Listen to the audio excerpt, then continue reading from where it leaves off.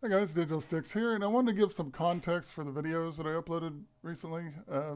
It's, it's a big story, long story. So first off, it's not content that I would have normally chosen for my channel, but my oldest daughter, out of the blue, texted me, and one of the things she was after was for me to upload that content privately, and I wasn't going to oblige her at all. But then I was like, and then somewhere in there, I got motivated to just upload it publicly. Um, and basically, those videos serve as evidence that proves uh, just how blatantly and fully my ex-wife turned up and perjured herself to court to even have a chance at getting custody of our kids after she'd abandoned them and been gone from their lives for years. She only turned up because child support caught up to her. Through no effort on my part, they caught up to her and garnished a tax return, which was rather large for a single person at the time. So it's entirely possible that that tax return was her claiming someone else's kid as well, so somebody else could have been expecting that money that got garnished that she wasn't going to have. Um, anyways, that was a total surprise to me that that happened, and then sure enough, she turned up. This woman that in court claimed that she had been looking for her kids for years, because that's her big lie, is that I hid them from her. Uh, sure knew how to find us in a second when she got hit for child support. She also called for a well check, so we had a sheriff come out and check on us and stuff like that. She knew exactly where we were for who knows how long. My address, the home I now own, is the address that she provided the court when she first started this whole situation. But anyways, so the real reason that okay, so there was a visitation that she arranged, and I hadn't seen my kids in over 7 months or around 7 months at that point, and I'd just been devastated to be separated from them that whole time. There was no warning. The whole situation was a blind side to me, and I didn't have any advance warning. There was hindsight reveals a few warning signs and stuff, or there's manipulation. And in hindsight, I feel like I should have caught on sooner. I almost feel stupid that I didn't. But hindsight lacks the trust and love and all that I felt at the time. And so it wasn't. Anyways, so the the situation though is I did not take my kids from her or run and hide with them or anything like that. She contacted me out of the blue trying to get arrange visitation, and she was claiming that it wasn't looking good for her in court that she had kept me from the kids, and that was a real possibility. That is something that family courts at least are supposed to care about. Whether they actually do or not, I don't know. But it wasn't entirely impossible that her lawyer had suggested that she try to do something there. But the negotiations between us broke down because she kept trying to make it just kept being a scenario that was absolutely impossible for me to do. It was going to cost me too much. It was going to cost me my job and everything else. And as desperate as I was to see my kids, I also was trying to fight to be in their lives however the best way I possibly could. It was starting to look like being a it was looking like fighting for custody wasn't going to be a real possibility because I was down to having to rent a room uh, instead of getting my own place. But I still wanted quality visitation and everything else. So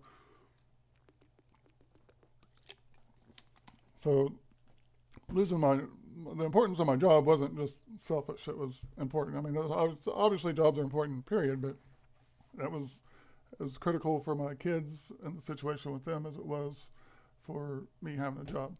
So, anyways, it was just like her. I gave reached a point of like, okay, she's not legitimately trying to arrange a visitation. She's trying to get me to decline a visitation. That's what I was convinced that she was trying to do. I'm like, I'm done. I can't meet these standards or whatever. I said, I'll see you in court. Um, get visitation there. And I mean, I told her that I figured she was just playing games. Well, my sister, and I don't remember whether she was involved at the beginning or I'm not sure how that played out for why my sister was involved. Um, or I don't know if it was just me telling her that Trisha had turned up and talked to me, or if it was Trisha had contacted her directly for some reason. Maybe Trisha had contacted her directly. Maybe, perhaps, um, I don't know. Anyways, it was later learned that she had tried to get her aunt to take the kids for 2 weeks, and I'm not sure if other people or whatever. So, um, anyways, however that happened, my sister got involved, and then they ended up.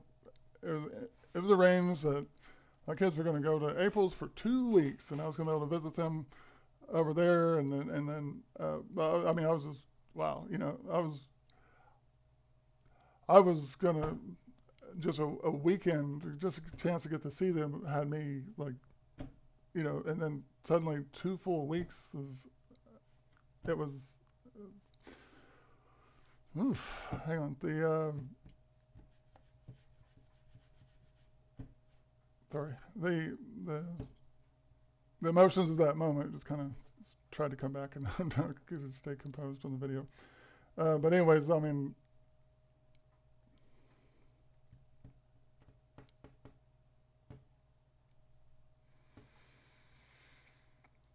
ugh, I just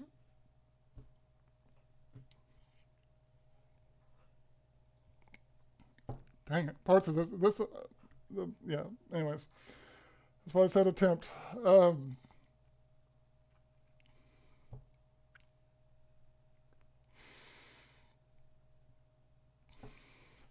My God, it just really hit the actual emotion. That separation from my kids at the time was just open ended, and it was devastating, and I couldn't see nothing. I couldn't foresee how it was going to work out, and there wasn't a whole lot looking positive. And I mean, I was my attorney so many voicemails, like trying to get him to get his act together, try to do something so I could see my kids, and to go from just out of nowhere suddenly having the prospect of getting to visit with them for 2 full weeks.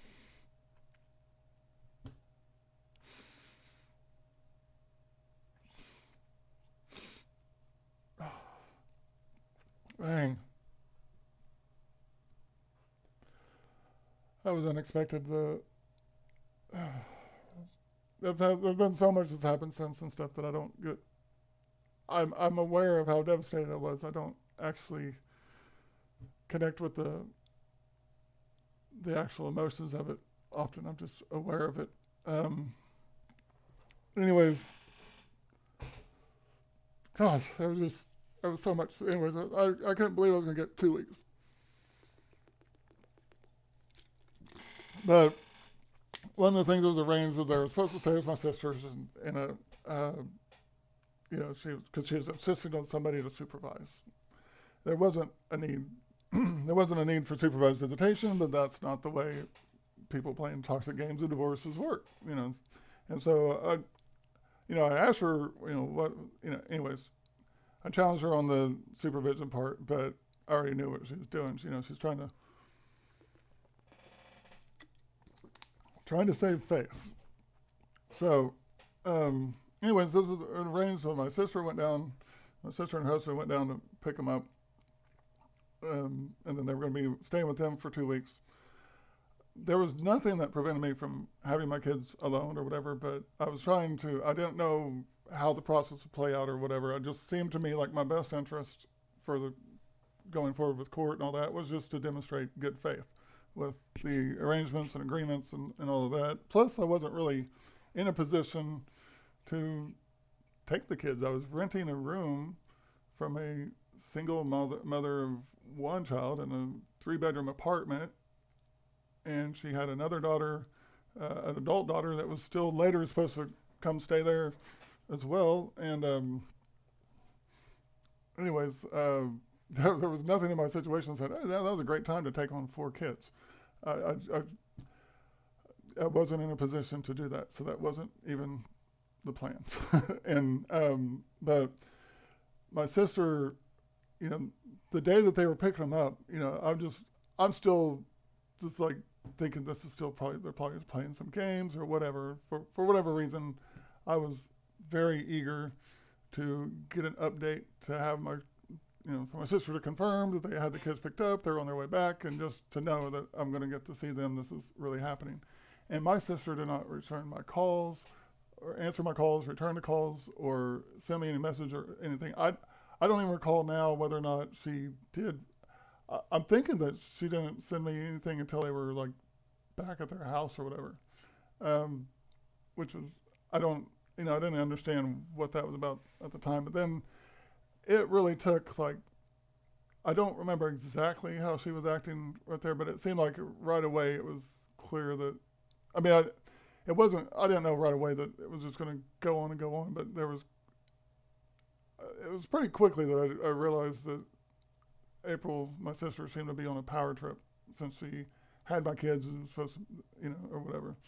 Um, and there had been a falling out with her previously, and apparently this was her chance to have the upper hand and resume that stuff that I figured was old news, and finally it's moved over to the point that her involvement with the arrangements for the visitation, I legitimately thought she was motivated by knowing how important that was to me. I didn't really think about, it didn't cross my mind that she had a selfish intention or anything like that. It just seemed like, hey, here's a chance to, I don't know. I mean, obviously, rearview mirror paints it in a completely different light. But in a previous attempt to make this video days ago, that moment there was kind of a choke point for me. And it was for some reason, and it's not doing it again, but it was, that just hit hard and I think it was that. I think just realizing that how devastated I was and thinking that she had compassion for that, I think that there's that moment just kind of put me back in that spot, just like the other moment just did earlier. Anyways, and then it had so many angles to it, and I haven't re-dissected it since moving on, but anyways, apparently that wasn't the case. And so, fast forward, what you see here is I was picking up my kids, taking them to the parks, catching up and stuff, bringing them back. They were down to one bathroom in the house, and they already had a large family. My sister had 6 kids herself. Yeah, I think it was 6. It might have been 5. It's 6 at the time, and so they already had a full house and stuff, and they were down to one bathroom or something. And I mentioned like this bathroom situation is going to be a challenge. It's literally something along those lines. That was all I said, was like, this bathroom situation is going to be a challenge. And she blew up over that. And that was the big point of contention for her from there on out. And I had no idea why it set her off. I wasn't like criticizing. It was literally thinking out loud, like, this is going to be a challenge, this many people in the house. I wasn't like, I don't know why she was so damn triggered by that. I'm guessing it was just for her other agenda, whatever it was, and that was something to work with, You'll see in these videos, if anyone watches them, and I can't really stomach them to watch them verbatim. I've watched quite a few, but I'm not trying to go, that's not anything I want to go back and relive. But anyways, what I did watch and stuff, I see that she was like talking about what a terrible father I was, and I don't know how to take, I'm not taking care of this and that and everything else. And like everything, I'm pretty sure that just everything that she's accusing me of or saying about me or all that, it's all BS. She had no basis whatsoever to make those observations, those claims, period. It's just, she was simply gaslighting me with the narrative that she wished were the case. And a lot of whatever motivates her at the beginning, I don't know, but it seemed like her big issue was with her own husband, and then the fact that she was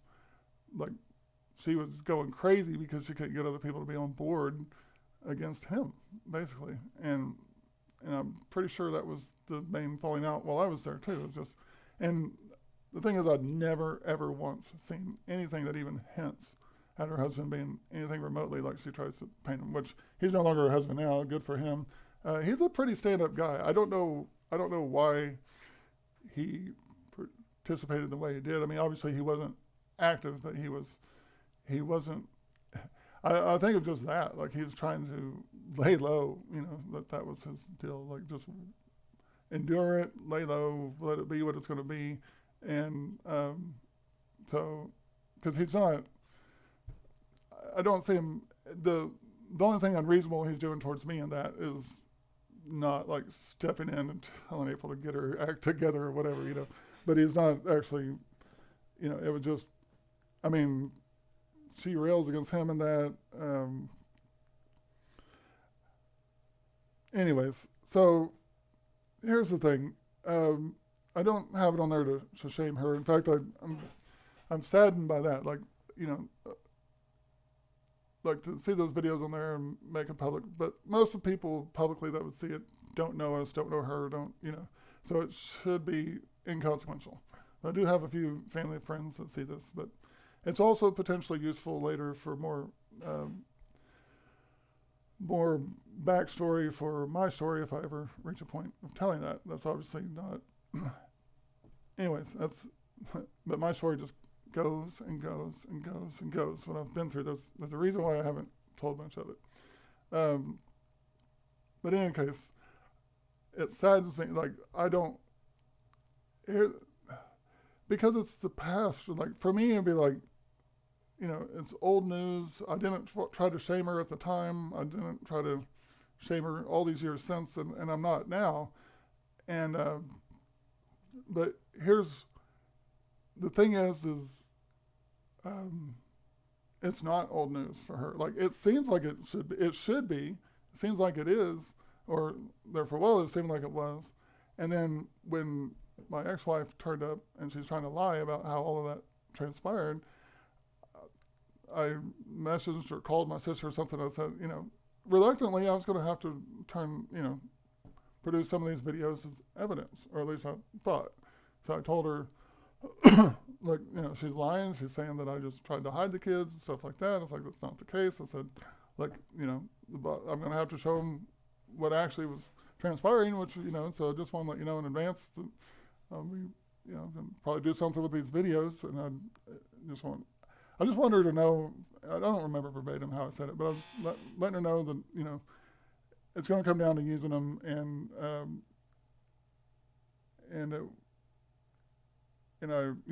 just it was a reluctant thing. Like, I just wanted her to know, like, it was not personal towards her or anything like that. That I hated it that was a situation, but it was what it was. But anyways, she went off on me like that had just happened the day before, and it turned out that she had, as crazy as it was, as much stuff had changed and everything. I mean, she was no longer with her husband at the time. Everything was just dramatically different. We'd been through so much. My son's mom had passed away since then, and all these things had happened. And I went from renting rooms to being a homeowner, and everything was different.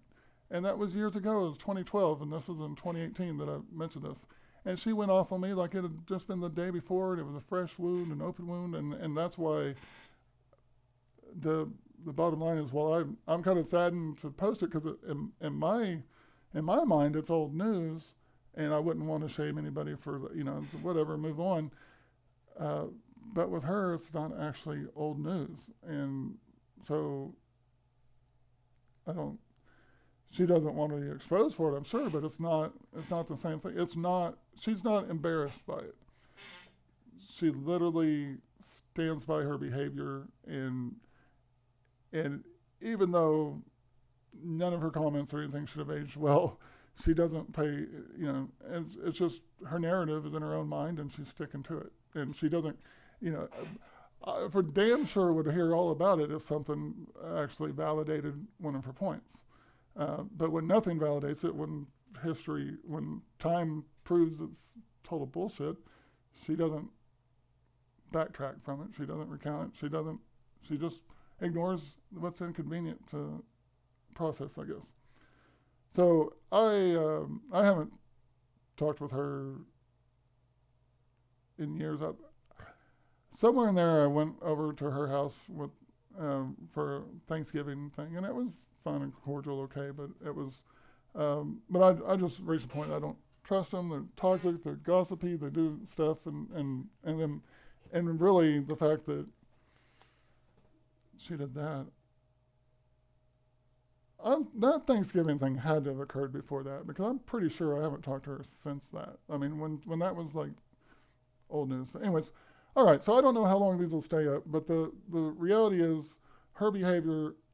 The the thing for me was again I didn't know what my options were, what I was going to do next, or anything like that. What I knew was the way she was behaving, the contention of it, the fact that I couldn't visit with my kids, the fact that they were already traumatized by the separation, and it turned out abuse that I didn't even know about at the time. But they were clearly shell shocked or something was going on. The contention that my sister was raising, my kids had never seen anything like it. My ex-wife was manipulative, and I was naive enough to think that I was happily married for 10 years. I mean, we had challenges, but it was in my mind, it was mutual challenges. We were meeting them, but overall, um, I mean, I couldn't believe how well our marriage was going. I was like, wow, this worked out far better than a lot of people thought. And I was wrong, but I didn't know it at the time. So the bottom line is like, my kids did not grow up with fighting and drama and all that. And so my sister going on these rages and stuff in front of them while they were already clearly affected by everything that they're going through was just insane and unacceptable. And she wouldn't stop. And I couldn't leave my kids in that situation. I certainly wasn't going to let them be at her house and me not visit them. And I didn't know what was coming next, but I just had to get them out of there. And in those recordings somewhere is my call to the sheriff's department. Just, Jessica, I was trying to stay on the level, but anyways, there was nothing keeping me from taking the kids, and it just reached a point that I'm taking them. And then, anyways, my personal situation, I described my son's mom as she was the roommate at the time, but actually, now that I've realized the timing of this,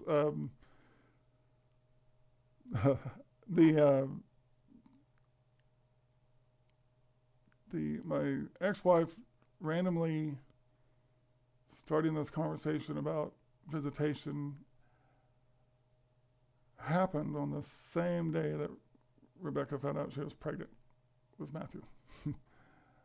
I forgot that. So imagine that. I have my kids that I haven't seen for months or whatever. And the thing is, like, the news about Matthew was,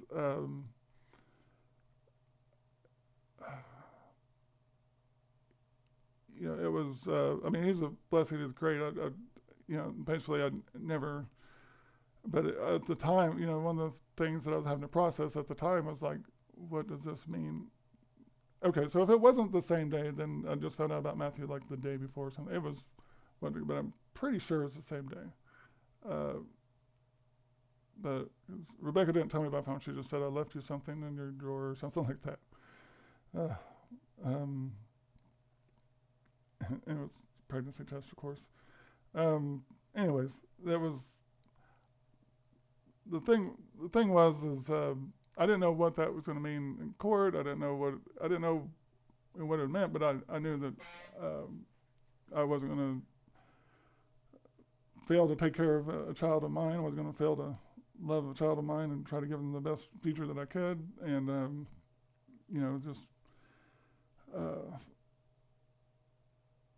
yeah.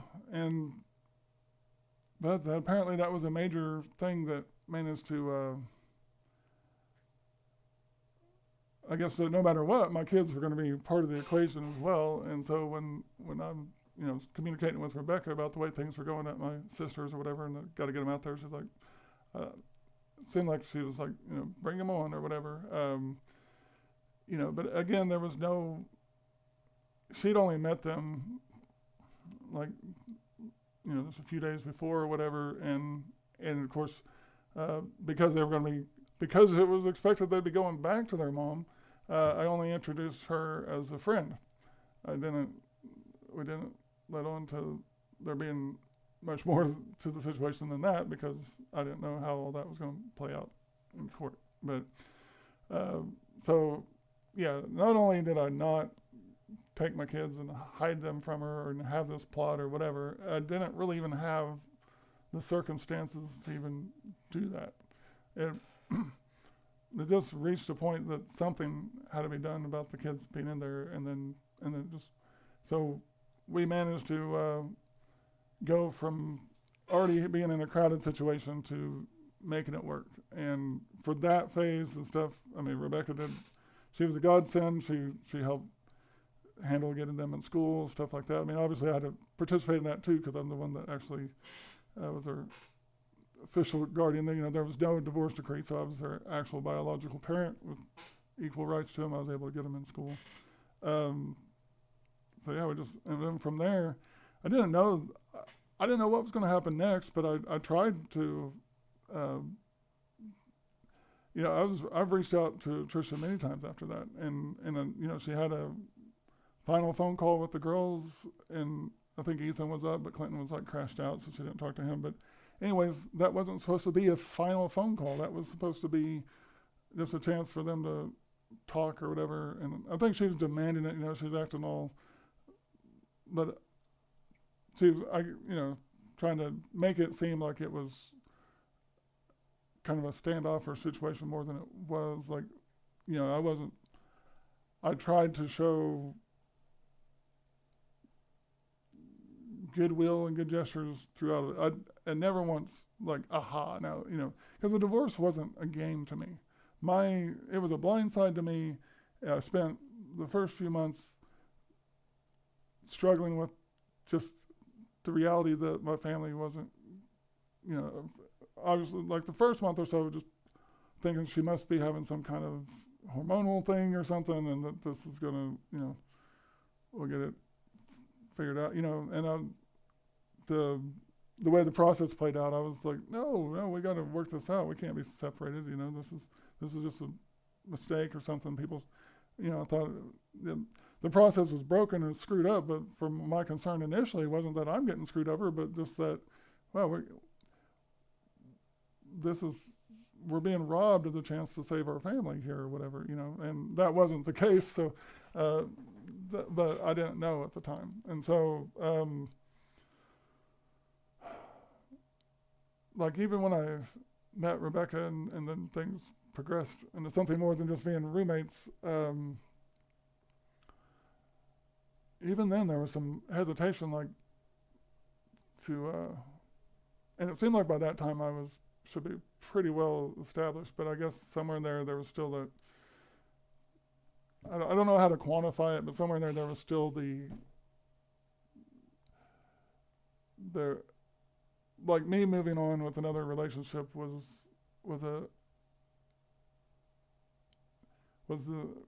something I viewed as the absolute end of any hope again. And so it wasn't like I was still hoping to get back together or anything. That wasn't like practical, I guess. But somewhere in there, like moving on in another relationship was like the first time I took ownership of it being a permanent situation. I guess so. I don't know. It's hard. This is not triggering me emotionally. I'm not getting a vivid recollection of exactly what I was thinking, but I just know that was a situation with Rebecca, and the way things went with Rebecca and stuff. That's a whole other story. That's a big factor in the way this went, as far as my ex-wife turning up and lying about the kids and stuff. But all right, I'm rambling. I can't do the story justice because it's so complicated. There's so many levels, and then wait, there's more, and it's pretty dark. It's depressing. It's overwhelming even for people that aren't involved to just hear about it, and even how to imagine what it's like for someone to go through that. So I don't know how much will finally make it out of my channel. I don't know, you know, I'm in therapy now, so wasn't necessarily directly for this. It was more just I had consequences that were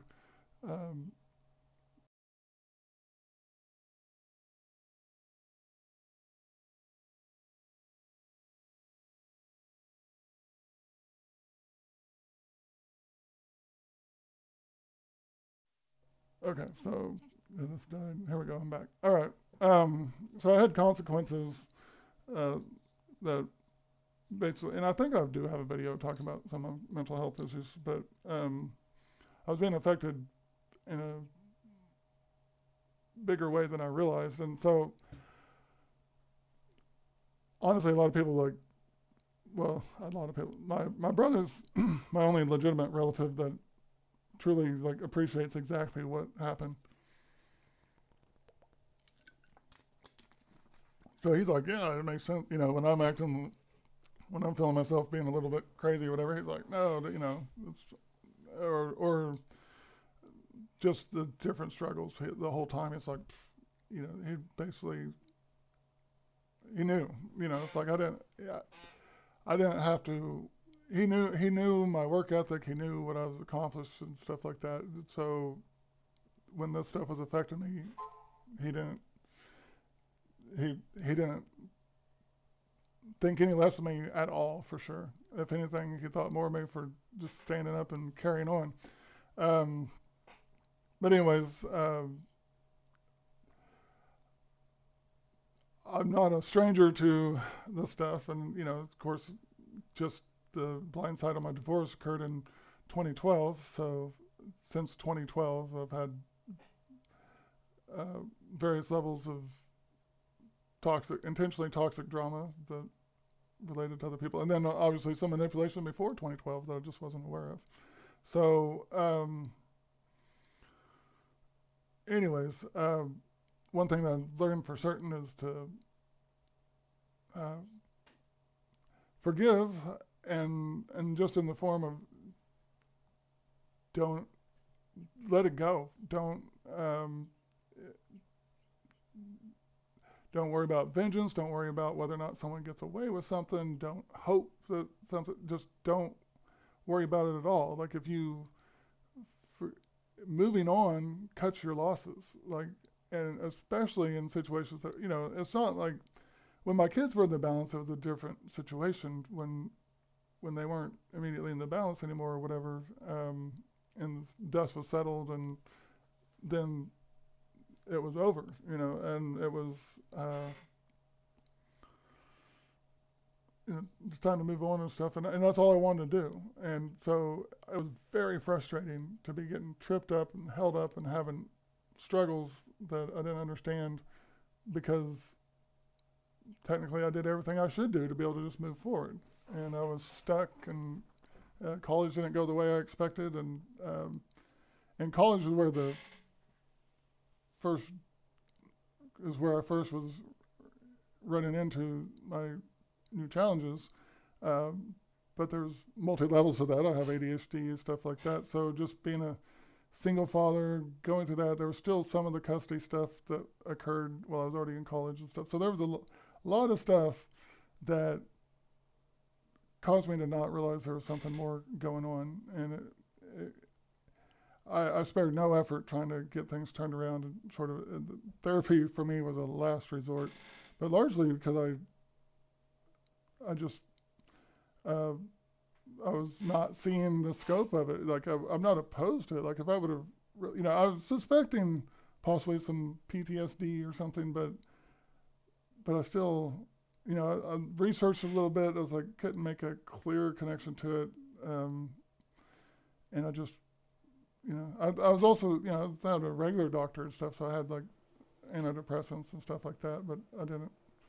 Anyways, that's a tangent, but so now I do have some therapy going on. So it was possible in the process that maybe if I tell more of my story, it would be with the intent of helping people, or you know, the other side would be just to have more of a backstory so people can better appreciate me and stuff. Like, because they'll definitely my strength and tenacity and efforts and all of that.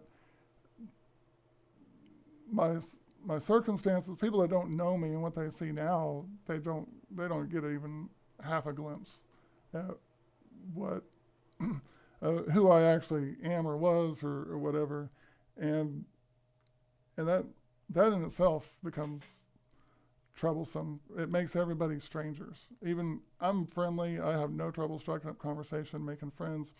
Um, and I want to be a bright spot on people's day. I certainly don't want to bring them down. So no matter how I'm feeling, I'm generally can, I'm generally smiling at people and meeting them. You know, anyways, and yet because no one knows me and the story is too overwhelming to tell and all of that, it makes everyone kind of strangers. Like that backstory that is very relevant context so often, and and it would be nice if more people in my life knew it. As far as, but not nice that I go around telling it. But I'm just saying, like, it, on the same note, it would have never reached the level it did if more people in my life had been legit as well. I mean, that's part of how it all intertwines, is the fact that people with agendas could count on other people having their agendas too, and it really allowed me to be railroaded with no restraints. And my only hope would be for the court system to be legit, for counselors that are involved to be legit, and for Rebecca, who wasn't really legit on so many other levels. At the time going into this, I thought she was at least legit regarding my kids and knowing the abuse they'd suffered, the fact that they'd been abandoned, and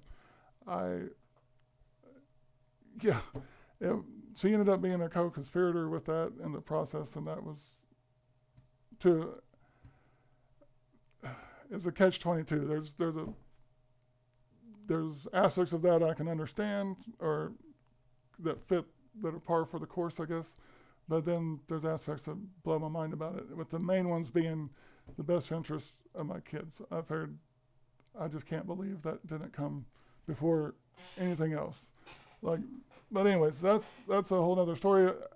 But it is also part of why this is posted and what this evidence serves. Because my ex-wife, blatantly perjured herself on the stand without hesitation, without flinching, without nothing. I mean, she just ran her completely false narrative just fully. Like the fact that it was being done in courtroom under oath didn't faze her one bit. And these videos that I've uploaded here prove absolutely that she was 100% full-fledged lying. So I don't know why my daughter texted me out of the blue wanting these. She's either the best case scenario is that this was actually a turning point for my daughter, because I know they remember the abuse that they suffered from their mom, but I don't know that they remember what was going on in April's during that time, because that was such a short time versus everything else in the picture. And the whole reason of removing them from that situation was so that they wouldn't be more traumatized by it. So it was to neutralize that as damaging in their lives. So I would, it wouldn't surprise me if they had memories of that imprinted on their minds, but it also doesn't surprise me if they moved on from that. Because right after that everything was new, a new adventure, and a stepmom that was nice to them for sure. And then they got to start school, so they had been homeschooled before, so they were at school. They had a lot of stuff go on. I could completely see them not remembering exactly how that transpired at April's. And that might play in. Maybe there was a little bit of legitimacy. It was one hell of an act if it wasn't somewhat legit. When my daughter responded to hearing her last phone call with her mom. And now in hindsight, I can look like, well, maybe, things changed from that point, but they weren't really changed. They just shifted gears so that I wouldn't be aware of the new level of conspiracy, I guess, or whatever. A lot of the stuff happened behind the scenes, so how it all played out. But things had improved at home as a result of my daughter's aha moment. But part of that was, I guess, the fact is it did not go well for them, that I found out that she had deliberately put the kids up to not doing their chores. And she was trying to create tension and then so that they should turn around and exaggerate any reaction I had to that, um, and try to use it against me, which they did. Um, so, anyways, so I guess there's a remote possibility that my daughter bought into the narrative that I'd hid them from her, I guess. Um, Still, though, I mean, when she knows, she remembered abuse. So I don't know. It's either way. She's the At the end of the day, when it comes to my kids, they were definitely manipulated, and definitely a huge step for my ex-wife's benefit was Rebecca having her own agenda, so that somebody that they trusted was suddenly telling them, you know, the person who should have been an absolutely stood for the truth, been concerned about the abuse, been concerned about everything. She had her own agenda and didn't care about none of that when it mattered. And so, um, you know, if she participated in letting Trisha lie to the kids about how I had regained custody, which I tried to reason with the kids that, like, if if that were true, then don't you, then how do you have respect for Rebecca, because she would have had to been a co-conspirator? Like, I can't have done any of this crap you're accusing me of. I couldn't have done without Rebecca also being part of that, you know. And I don't know, that never seemed to go anywhere with them. So I don't know, but they resorted to their own lies and stuff, and so that ultimately is what that was the final straw. Them lying to the judge is what prevented me from even having an opportunity to introduce any evidence of any kind when it would have made a difference. By the time the final hearing played out, everything was pretty much established. It was just, it basically allowed me to get Trisha on record perjuring herself, but nothing came of it. So, anyways, this is a long video. I don't expect too many people to watch it all the way through. This is a difficult thing for me to talk about. Motivation kind of stirs up a little bit, then actually doing it, you know. So there'll be times where I think I can do it and I'll start and it's absolutely can't touch it. Kind of like these videos, I can't watch them. I was watching some while I was trying to look through it, and it wasn't so bad, and then I discovered that I'd had the worst ones stored in a different spot. I don't manage videos the same way now. Like, if I'm gonna use a video, because I've offloaded my phones to folders and stuff, but if I need to use a video specifically from that, especially if it's important like that, I copy it. I don't move it. But apparently I moved some of those, so the worst of it had been moved, which I was still valid for what I did just by the first ones I uploaded, but when I found those others, like, ooh, yeah, that was, I guess the others are slam dunk, absolutely. The others, the worst ones, the ones that were uploaded last, have me questioning myself for not acting sooner. Like, you know, like letting, you know, now I feel terrible for not, that's, I'm not beating myself up over it necessarily or anything, but I mean, but now it impacts me like,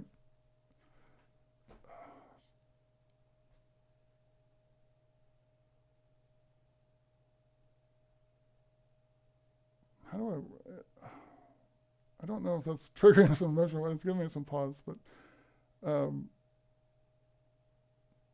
you know, with hindsight or whatever, now I'm looking at it like I,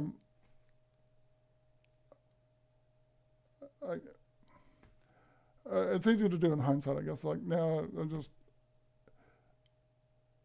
I hate to see that stuff going on and what my kids were witnessing and all that contention that was going on, and it bothers me now that there was even a hesitation to remove them from that. But that's not fair to myself, because in real time, I'm trying to do what's best for my kids in the big picture. And so, and it took a little bit too to realize, like, yeah, I mean, it's not like my sister advertised to me like, hey, I'm going to just be on you and just totally devastate and wreck your attempts to visit with your kids, and I'm going to be, you know, it's not like she came and told me she was just going to do that nonstop. And or anything. So, there was still room to hope that it improved, and it didn't and stuff. So, all said and done, I don't think I could have handled it much better than I did, um, when I truly consider everything in play at the time. But with hindsight, I guess for sure, and it's really just hindsight coming in. With hindsight, I see that stuff, and I'm irritated that I didn't just get them out quicker. Like, I would, forget, wish those videos didn't exist, just been gone. But then fast forward to today, the fact that I tried so hard to stick to the course, even in the face of all that stuff, gave me the opportunity to video enough of it so that it can prove without a doubt that the lies were lies. So, all right, I'm Digital Sticks. I'm out. This is not what I want to do for content. This is not what I expect anybody to enjoy. It's not what I expect to grow the channel. There is some aspects of this that could be helpful, but that would probably be better off in a whole different channel if I was going to go there.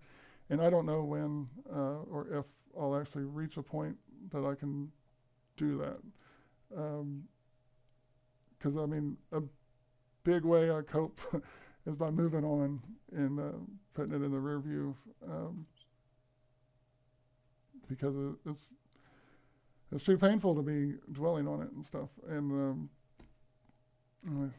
I do have the chance to put it in the rear view. The ball's in my kids' court if anything was going to change there. But I've pretty much known since that happened in 2018. I was already prepared that I probably wouldn't see them again until they were adults. And then even then, I'm looking like, I don't know when or how or what. I'm just not. I've had to accept that situation. I'm not really worried about it. I can't invest myself in even trying to imagine the scenario, imagine how it might be positive, imagine, I can't. So if I see them, I'll see them whenever I see them. If they reach out to me and it's something that, if they reach out to me in some way that I perceive as genuine, then I'm going to respond to that in turn. But I'm not going to tell them how to fake it, and they don't seem to know. So we'll just have to wait and see what happens. But all right, guys, I'm out. Hopefully I can just rebound from this to other stuff that's more important for the present term. And yeah, this is a long video, and we'll hopefully get back to more typical stuff or more enjoyable stuff soon. Thank you for watching. And yeah, this is a total mess, but I'm probably going to upload it anyways because every attempt at this is going to be a total mess. So, all right, have a good day. Catch you on the next one.